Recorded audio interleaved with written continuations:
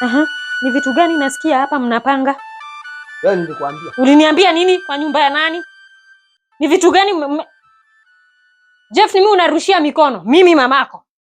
Hizo ni mambo gani nasikia mnapanga hapa? Mimi sikujua utarudi mapema. Hukujua nini kwa nyumba yangu zirudi mapema? Kwa nyumba yangu nafaa kuripoti saa yenye nakuja. Sina kuongelesha.